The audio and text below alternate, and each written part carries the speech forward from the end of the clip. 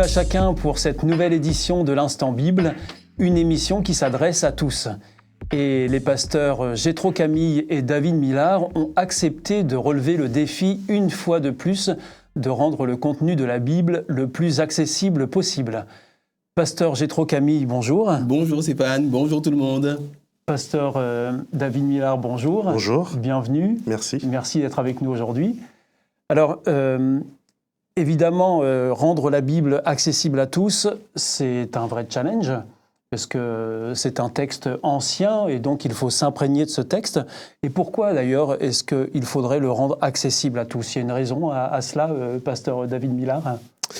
Oui, effectivement, c'est un texte qui nous est parvenu. Et lorsqu'on lit le texte biblique, c'est un peu comme si on était au-dessus de l'épaule d'une personne qui lisait son texte il y a plus de 2000 ans, 3000 ans, 4000 ans. Et donc évidemment, il y a un petit fossé à parcourir qui est particulièrement celui de la compréhension culturelle du texte, puisque aujourd'hui encore, tout ce que nous le lisons dans un contexte. Si j'ouvre un magazine et que c'est marqué dessus la date et que c'est marqué dessus, par exemple, guerre en Ukraine, je sais que je lis un journal et que du coup, je vais le lire ainsi. Si par contre, il y a un petit canard qui parle et que c'est marqué Picsou, je ne vais pas le lire comme étant un événement qui s'est réellement passé. Donc, automatiquement, nous nous sommes habitués, lorsque nous sommes face à un texte, à automatiquement le situer dans un contexte et en fonction de ça, de pouvoir justement avoir une grille de lecture. Alors, je vous propose aujourd'hui qu'on s'arrête plutôt sur l'évangile de Matthieu, et notamment au chapitre 15. Et globalement, est-ce que vous pouvez nous dire à qui s'adresse ce texte de Matthieu? Pasteur Jétro Camille. Bien, dans la Bible, il y a ce qu'on appelle 4 évangiles. Évangile, c'est le mot grec qui veut dire « bonne nouvelle ». Et ce sont 4 récits de la vie de Jésus et de ses disciples qui sont relatés par 4 rédacteurs différents et dans des styles différents et avec des publics différents. Et traditionnellement, l'évangile de Matthieu est considéré comme étant un évangile qui se destine essentiellement aux Juifs, puisque les premiers chrétiens sont des Juifs. Et donc, il faut leur parler de Jésus. Jésus naît dans un milieu juif. Jésus est juif lui-même. Et donc, cet évangile-là est traditionnellement perçu comme s'adressant aux Juifs essentiellement. Et qu'est-ce qu'on y trouve alors dans cet évangile de Matthieu particulier? Ce qu'on trouve dans les autres évangiles, des histoires de Jésus, des discours, des sermons, des consignes de Jésus, des anecdotes, des miracles. Voilà, on retrouve tout ce qui fait l'équivalent d'une bonne série Netflix. Non, encore mieux que Netflix. Alors, pasteur David Millard, est-ce que vous pouvez nous donner des citations de l'évangile de Matthieu, justement, où on voit que Matthieu s'adresse en particulier aux Juifs? Alors, on peut déjà, au commencement de l'évangile de Matthieu, voir qu'il va avoir une préoccupation particulière de donner à Jésus une généalogie, et pas n'importe quelle généalogie, une généalogie qui remonte à David, à Abraham particulièrement. Et pouvoir retracer sa lignée particulièrement à Abraham, le père de la foi, et le premier à avoir été choisi, et le premier en termes de généalogie de la nation juive, c'est quelque chose qui est pour les Juifs de l'époque très important de pouvoir le faire. Donc on voit qu'effectivement Matthieu, dans différents textes, va vraiment insister sur le fait que non seulement Jésus se rattache à Abraham, mais qu'il est aussi l'accomplissement des prophéties, c'est-à-dire des annonces qui sont faites par des messagers venant de la part de Dieu et que les Juifs considèrent comme étant des personnes qui font autorité et qui, par leurs paroles, vont annoncer ce qui va se produire. Et donc Matthieu va insister à plusieurs reprises en disant « Vous voyez, ce qui s'est passé, c'est afin que s'accomplisse ce qui avait été dit dans l'Écriture. » Et il fait ainsi référence à l'ensemble des textes qui constituent la Bible juive. Et alors, est-ce que dans ces textes en question, on peut considérer que ça s'adresse aux Juifs et exclusivement aux Juifs, ou est-ce qu'à un moment donné, ça sort un peu de ce cadre-là? Il y a des moments dans l'évangile de Matthieu où on parle non seulement aux Juifs, mais on parle parfois aux ultra-orthodoxes juifs. Il y a dans l'évangile de Matthieu différents passages qui vont dénoncer le fondamentalisme, le fanatisme des religieux pharisiens. Vous savez, les pharisiens, c'était une caste de religieux particulière qui signifie les séparés. Les pharisiens, c'est ceux qui se considéraient tellement meilleurs que les autres qu'ils ne pouvaient pas se mélanger au reste de la terre. Donc ils étaient à part, quoi. Ils étaient à part, voilà, c'est ceux qui sont à part. Et donc Jésus va les reprendre durement parce qu'il va leur dire, écoutez, vous accomplissez la loi judaïque de manière très méticuleuse, mais vous oubliez le fondement de ce qu'il y a dedans, l'intérêt pour le prochain, le respect de l'autre. Et donc Jésus va les reprendre, mais en parallèle de ça, il y a beaucoup de passages qui sont universels dans leur portée, évidemment. Et alors donc, puisque vous parlez de Jésus, pasteur Jétro Camille, Jésus, lui, comment il se comporte? Il s'adresse en particulier aussi aux Juifs, ou ce qu'il dit, ou ses enseignements sont finalement valables pour tout le monde? Les enseignements de Jésus ont été essentiellement dans la pratique. C'est-à-dire que Jésus a fait beaucoup de bien autour de lui. C'était une sorte de Mère Teresa, une sorte d'abbé Pierre, enfin, une puissance 1000, quoi, si vous voulez, quelque chose de tout à fait extraordinaire, qui n'a pas de temps passé du temps à discourir, même s'il a fait quelques discours qui sont rapportés dans les évangiles, qu'à faire du bien, à soulager et à montrer que la religion que Dieu veut, c'est une religion qui libère, pas une religion qui opprime et qui enferme. Donc Jésus s'adresse à chaque être humain, non pas indépendamment dans son origine, mais s'adresse à chaque être humain précisément dans son origine, pour pouvoir lui parler de l'universel. Donc, Jésus cible le particulier pour pouvoir mieux exprimer l'universel. Je ne sais pas si je suis tout à fait clair. Est-ce que vous voulez compléter Oui, en fait, il faut comprendre que... ce que j'ai voulu dire, parce que moi-même, je n'ai pas compris ce que j'ai voulu dire. En fait, je pense qu'il faut comprendre que le texte biblique, dès l'origine, s'adresse à l'humanité. Le début de... Pas uniquement aux Juifs. Pas uniquement aux Juifs. D'ailleurs, les Juifs, ce sont eux-mêmes des héritiers à qui s'adresse le texte. Le texte de la Bible commence par la Genèse, donc, et qui nous dit Dieu créateur de l'ensemble de l'humanité.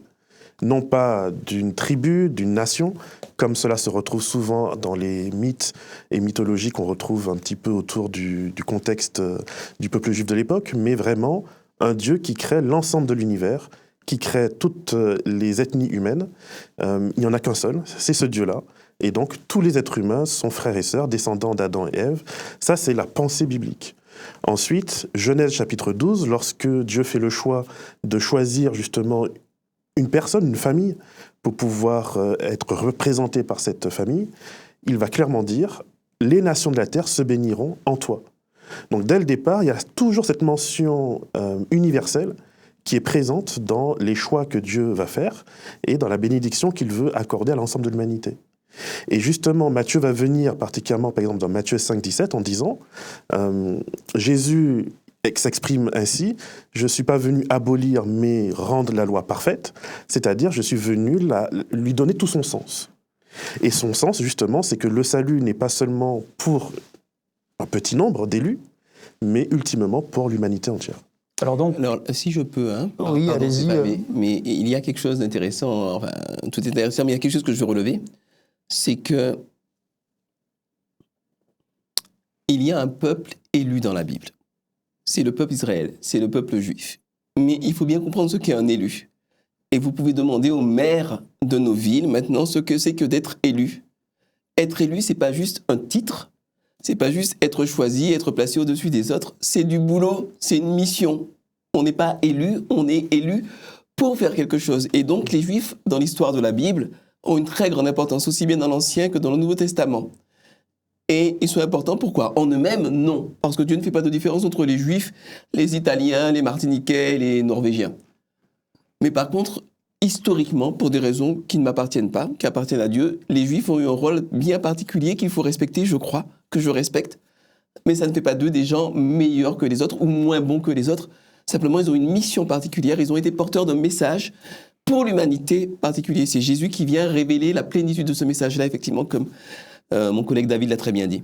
Et alors donc, à travers ce message que Jésus apporte, et ce salut aussi, parce que vous avez parlé à plusieurs reprises de salut, est-ce que finalement on apprend quelque chose sur Dieu à travers ces enseignements et ces actes?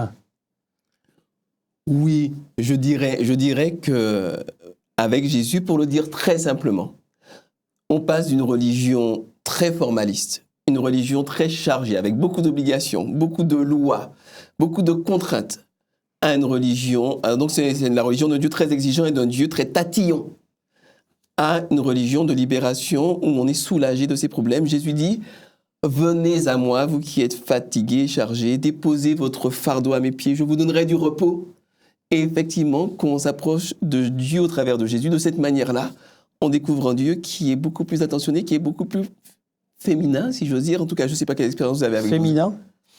Je ne sais pas quelles expériences vous avez avec vos épouses respectives, mais avec la mienne, ça se passe bien. Mon épouse est très douce et très accueillante et très gentille. Et donc, voilà, j'ai découvert ce Dieu-là, très accueillant, très patient, très...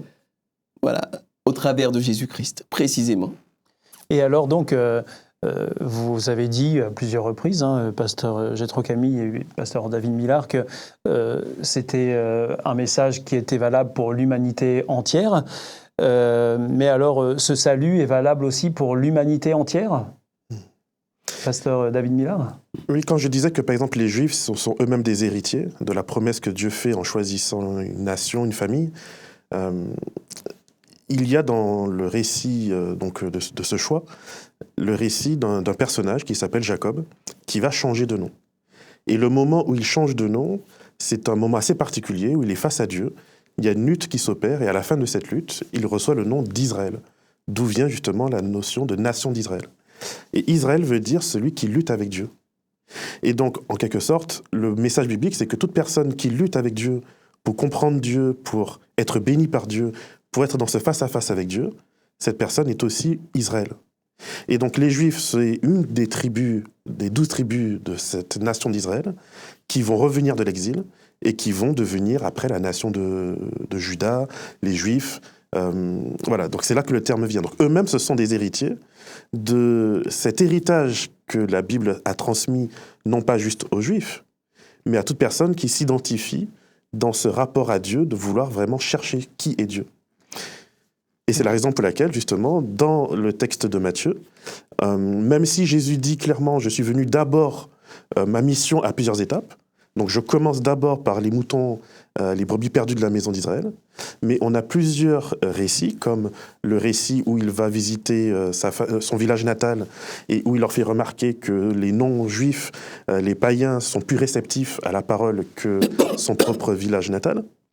On a également, lorsqu'il rencontre dans Matthieu 8, versets 15 et 17, un centurion romain, un occupant, un impérialiste, et qu'il va dire « mais j'ai jamais vu une pareille foi dans tout Israël ». Donc on voit que Dieu est réceptif à comment les personnes en dehors d'Israël se positionnent vis-à-vis de lui. Et alors donc, vous deux, vous vous considérez aussi comme héritier de ces textes? Personnellement, de ces enseignements? Oui. Personnellement, tout à fait. Pasteur Jethro Camille? Je me considère comme le véritable héritier. Non, je plaisante. Par nature, par droit de naissance, tous les êtres humains devraient pouvoir accéder à leur Dieu. Et ça n'est pas parce que dans l'histoire de l'humanité, certains ont été à un moment donné, parce qu'il n'y a pas eu que les Juifs qui ont porté des messages et qui ont reçu des révélations de la part de Dieu. Parce que les révélations de la part de Dieu, elles ont plusieurs formes, elles sont dans la Bible, mais enfin, il y en a aussi dans la nature, il y en a aussi dans les sciences, il y a plein de niveaux de révélation. Et ça n'est pas parce qu'à un moment, quelqu'un ou un peuple ou un groupe quelconque a été comme le facteur ou comme le crieur public que ça leur confère un statut particulier. Donc moi, je suis toujours content quand c'est pas les impôts, je suis toujours content que le facteur arrive à la maison. On est content, le facteur, bon. C'est pareil pour moi, je suis content qu'au travers du peuple juif, j'ai eu accès aux Écritures et à la révélation du Dieu unique. C'est très beau, c'est très très beau. Maintenant, moi, comme pasteur, j'ai eu l'occasion, certainement comme toi, mon ami, d'enseigner, de baptiser, de conduire et d'aider des gens à découvrir Dieu. Est-ce que ça fait de moi quelqu'un de supérieur à la personne? Pas du tout, mais ça n'a rien à voir avec ça. C'est juste la joie de partager Dieu et la joie de voir quelqu'un passer quelque part d'une vie qui n'a aucun sens à une vie qui est pleine de sens et une vie qui est pleine de lumière, quoi. C'est très beau à voir, c'est très gratifiant. Mais d'ailleurs, dans l'Ancien Testament, nous avons des parties de la Bible inspirées et rédigées par des non-juifs, par des non-israélites, voire même des païens. On a le récit de Balaam. Balaam qui est un prophète païen, c'est-à-dire un visionnaire, quelqu'un qui à l'époque est capable d'entrer en contact avec le monde spirituel et qui va recevoir de la part de Dieu un certain nombre de messages. Et l'échange qu'on a dans la Bible entre Balaam et cette divinité, on ne le sait que parce que probablement Balaam a dû en témoigner. Autrement, on ne serait pas au courant. On a également dans le livre de Daniel toute une partie qui est écrite en araméen, la langue de l'oppresseur de l'époque, et on a un chapitre qui est écrit par le roi Nabuchodonosor, qui est justement un païen par excellence. Donc on voit que dès l'Ancien Testament, il y a déjà dans le texte biblique cette ouverture vers le monde, et Jésus n'est que là pour dire, écoutez, cette ouverture qui était déjà présente, moi je suis l'aboutissement de cela. Donc Jésus est venu finalement faire tomber toutes les barrières qui pouvaient se dresser entre les générations, entre les peuples, entre les différents croyants? Non. Non? Non. Je crois que non. Je pense que c'est plutôt l'apôtre Paul qui a réussi à faire cela. Jésus lui a réalisé quelque chose de beaucoup plus vaste qui est reconnecter l'humanité à Dieu. C'est-à-dire réconcilier l'humanité à Dieu. Pas réconcilier Dieu avec l'humanité, mais réconcilier l'humanité à Dieu en montrant un visage de Dieu tellement beau qu'ensuite devienne possible ce que vous dites, Stéphane, c'est-à-dire la possibilité de faire tomber les barrières, la ségrégation, les comparaisons entre peuples, entre ethnies, etc. Mais celui qui, à mon sens, a vraiment été l'artisan de la démocratisation de la religion monothéiste de la Bible, c'est plutôt l'apôtre Paul, à mon sens en tout cas. Bien sûr, il y a une différence entre être l'artisan théologique, doctrinal, d'une ouverture au monde, et puis réaliser le salut du monde sur la croix. Ce sont deux choses qui n'ont pas le même niveau, mais chacune de ces choses a son importance. Donc on aura sans doute l'occasion de revenir justement sur le salut, parce que ça aussi c'est une notion importante à comprendre. Mais si vous aussi vous cherchez à en savoir plus sur la Bible, nous avons le plaisir de vous en offrir une grâce à notre partenaire Hope Bible. Pour l'obtenir, eh bien, c'est très simple, il vous suffit d'en faire la demande aux coordonnées mentionnées juste après cette émission. Alors, pasteur David Millard et pasteur Jétro Camille, merci beaucoup, une fois de plus, d'être venus ici pour relever ce défi. Merci Stéphane. De tenter de rendre ce texte accessible à tous. Alors, bien entendu, on se retrouvera pour une prochaine émission, lors de laquelle, eh bien, vous nous parlerez de nouveaux sujets et vous tenterez encore de percer les mystères de ce texte biblique. Merci beaucoup, à bientôt. Au revoir.